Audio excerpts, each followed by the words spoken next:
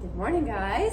We're going to do the first part of 1-2 today, and this was supposed to be yesterday's lesson, but not here again today, so I thought the best way to be here is just to take a video of myself. It's 6 o'clock in the morning right now, so good morning. We're talking about functions, so I'll let you get your notes started. Let's see, probably just a couple parts to this section. Or at least a couple parts that we'll do before our first quiz. We'll talk about that some more a little bit later. You'll find, I'll start to kind of put some definitions up here for you. You'll find that a lot of what we're doing in this section is also just some stuff that you've learned before. We're talking about functions. What is a function, what's not? The first definition is for a relation. So that would just be a set of ordered pairs. That could be like a mapping, where it had like the bubbles with the arrows pointing across. It could just be what it says, a set of ordered pairs. It could be a graph. A graph is a set of ordered pairs. Okie doke. I hope you're taking notes just like we usually do in class. The domain. Now, domain and range will be a big part of this section. Domain is the set of all input values. So, in particular, the input values are the x values. Probably back when you learned about functions, you learned that they're kind of like machines. You put something in, it does something to it, and it pops out something else. So we're putting in an x value, the function will do something to it, and then it'll pop out a y value. So this is the range, the set of all output values. And so in particular, those would be the y values. Alrighty, I guess if I go too fast today, you can just pause me and catch up. So function, finally, we're down to what an actual function is. A function is a relation where each element in the domain is paired with one and only one element in the range. Okie doke. A relation where each element in the domain is paired with one and only one element in the range. Each x is paired with only one y. So another way to say that is you can't have an x value paired with more than one y. Paired with or just kind of with in that ordered pair. Each x has to be only with one y. Okay, so I know you've heard that before, especially last year in Algebra 2. I know we talked about functions. I'm going to get to first here just some examples where we have to tell if something is a function or not. So the directions say, does the relation describe a function? And then it says, if not, explain why. If not, explain why. I'm not sure what the book says for your homework. They might ask you to explain no matter what, if it's yes or no. I don't really need an explanation. If you say yes, it is a function, you can just say yes. But for a no, it would be nice to know why. So we'll try to do that.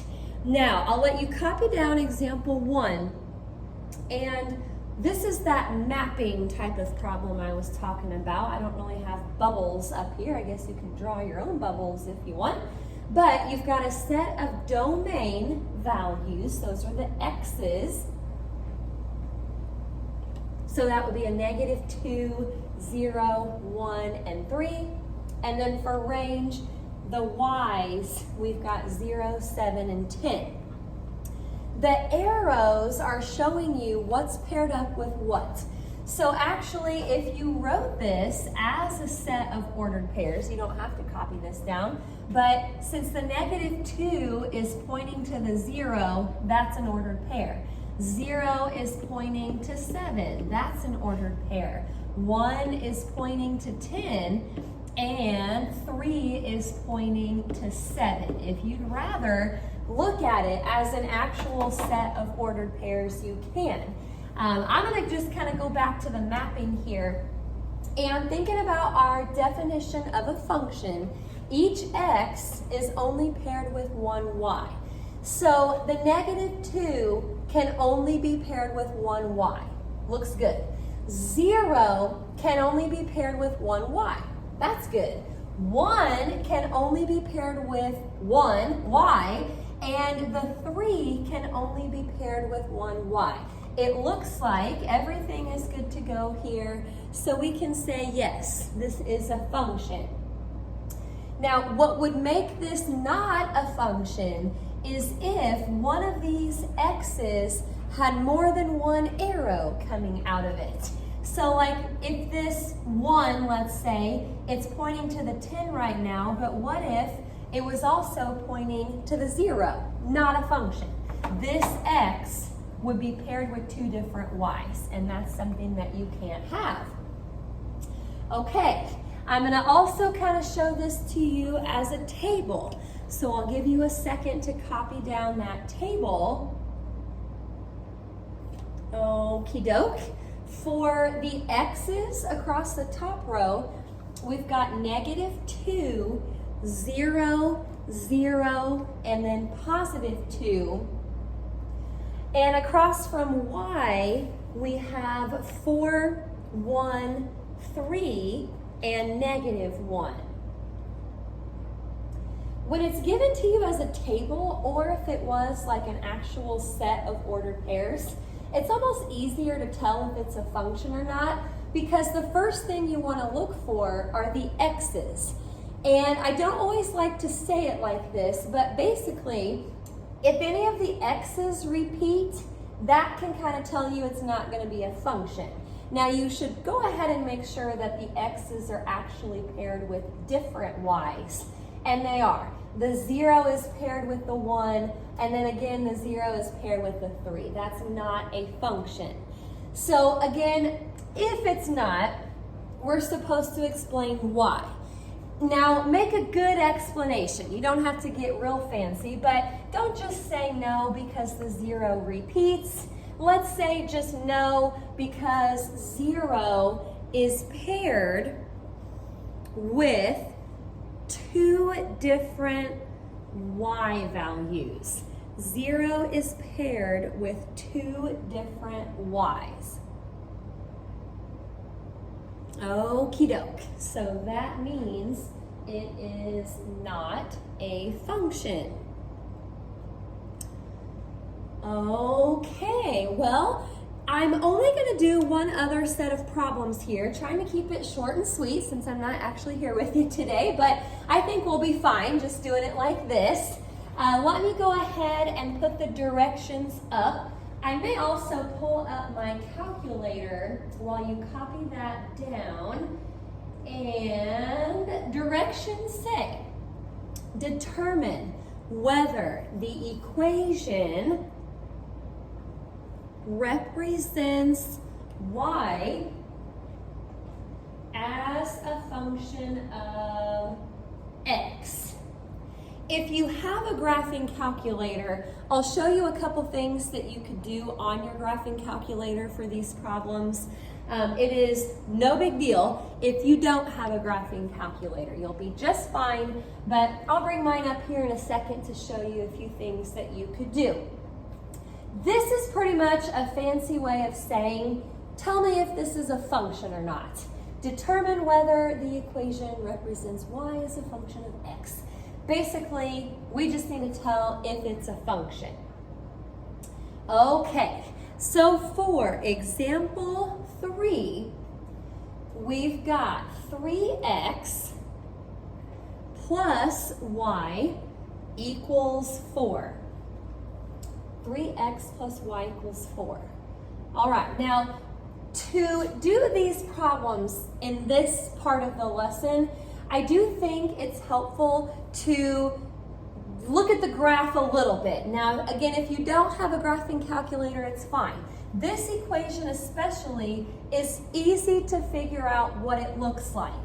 This is just a linear equation. If I subtract the 3x over, it's going to say y equals negative 3x plus 4. Now, I know the directions don't say that you have to graph, but I think it's kind of a good idea to graph this. And again, don't spend too much time making it look perfect. This is not necessarily something we have to do, but again, I think it's kind of nice on these to look at the graph.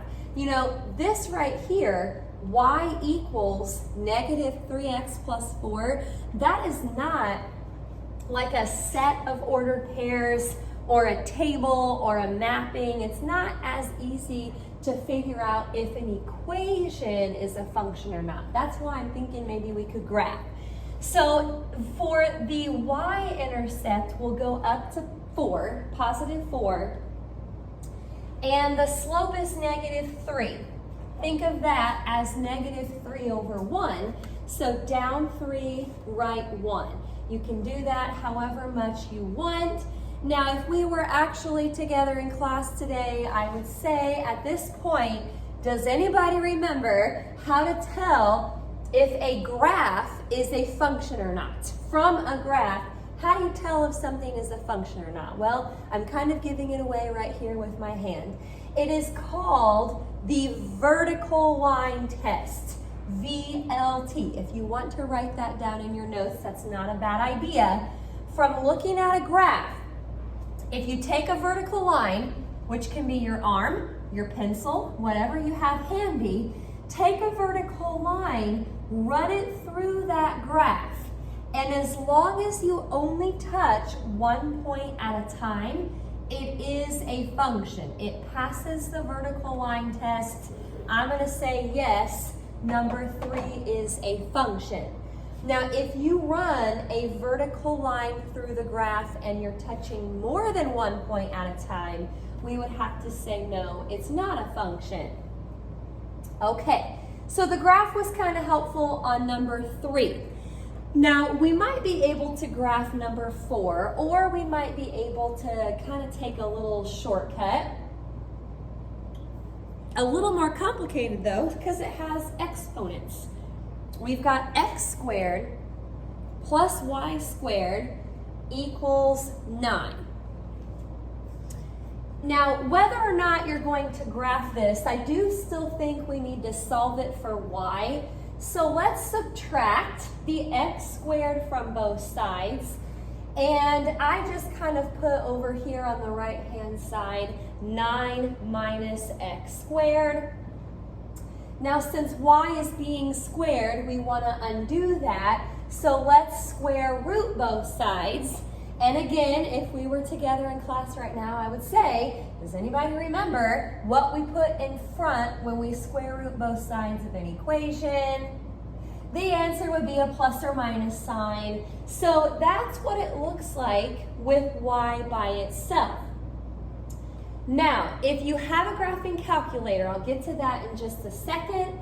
If you don't have a graphing calculator, this is obviously not just a line because it's got the plus or minus and the square root and the square. By the way, you can't just square root each part underneath of there because of the minus. We really have to leave it the way it is. To avoid graphing that, what you could do for a problem like this is set up a quick XY table. Okie dokie. And I'm going to show you a couple of nice X's that we could plug in. I'm trying to think of an X value that would make this turn out nice. Okay, let me tell you the first one. 0. The easiest x value in the world to plug in is 0. And I think if we plug it in, it should make this nice. 9 minus 0 is 9. Square root of 9 is 3. But here's the catch. Because of the plus or minus right here, when you plug in a 0, actually, you could get back a positive 3 or a negative 3. And look at what just happened. This x is paired with 2 different y's. So just from that, we would say, no, this is not a function. Now, graphing calculator people, let me pull mine up here. If you aren't familiar with the graphing calculator, when you go to y equals, that's where you can type in what you want to graph. Now, because of the plus or minus, I'm going to sort of graph this in 2 pieces. First of all, I just want the positive square root of 9 minus x squared.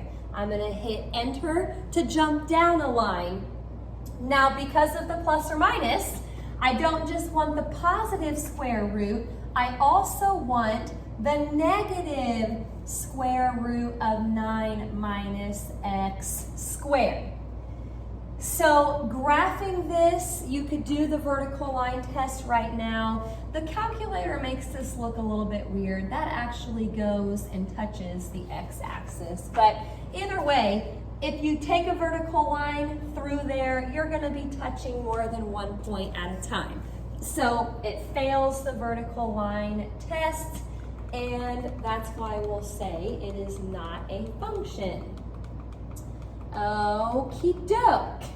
I'll go ahead and do this last example here, number 5. I shortened the lesson up a little bit for you today since I know this is kind of weird. Number 5, x equals 4. X equals 4. Hey, this would be a good spot again for a question for the class, but I guess I'll just ask it to myself. What kind of line is x equals a number? Well, by golly, that's a vertical line. So if you want to kind of imagine the graph, or if you want to actually sketch the graph real quick, you can. Or if you just want to look up here, x equals 4, that would be a vertical line over at 4. So imagine taking a vertical line and trying to run it through a vertical line. You would be touching all of those points at the same time. For the vertical line test to work, you can only touch one point at a time.